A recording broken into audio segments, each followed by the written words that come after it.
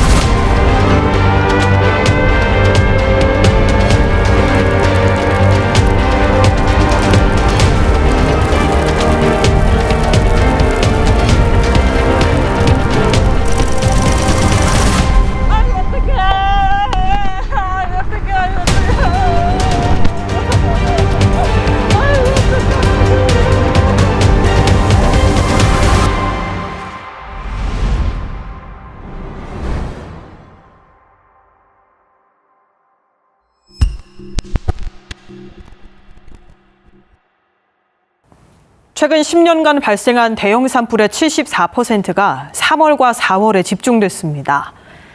정부는 다음 달 19일까지를 대형 산불 특별 대책 기간으로 지정하고 범정부 차원의 협력 대응 체계를 가동합니다.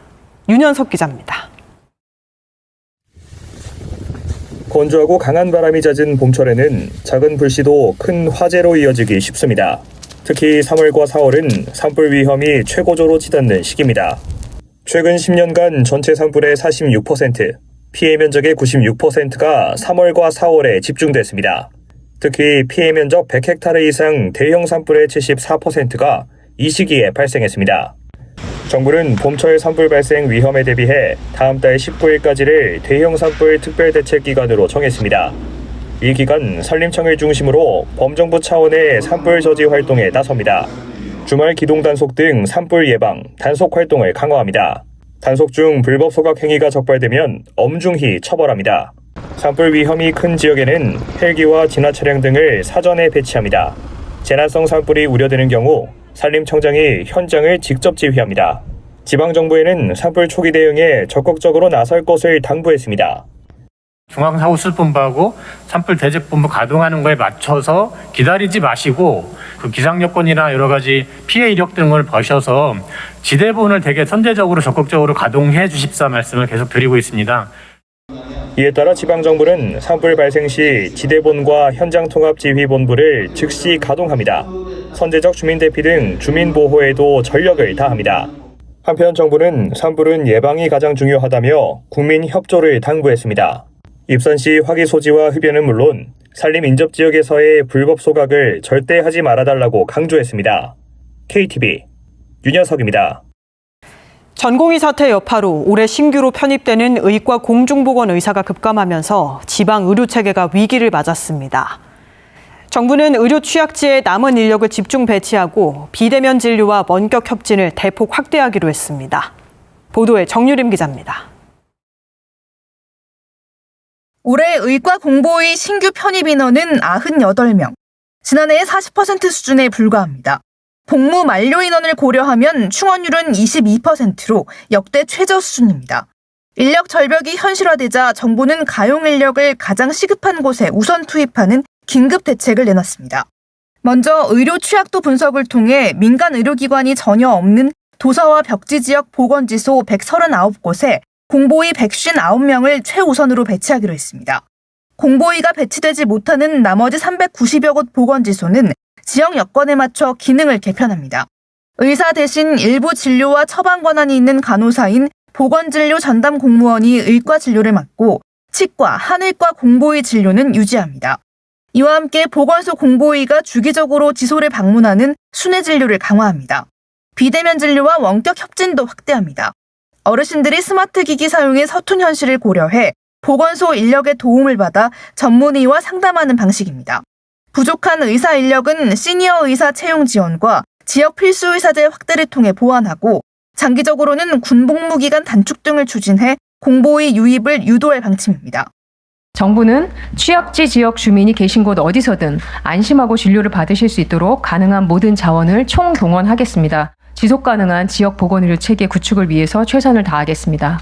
정부는 이번 공보의 부족이 의정 갈등뿐 아니라 병역 자원 감소 등 구조적 요인이 겹친 결과라고 진단하면서 단기 대책과 병행해 IT 기술을 활용한 진료 접근성을 보장하는 등 근본적인 구조 개편에도 속도를 낼 계획입니다.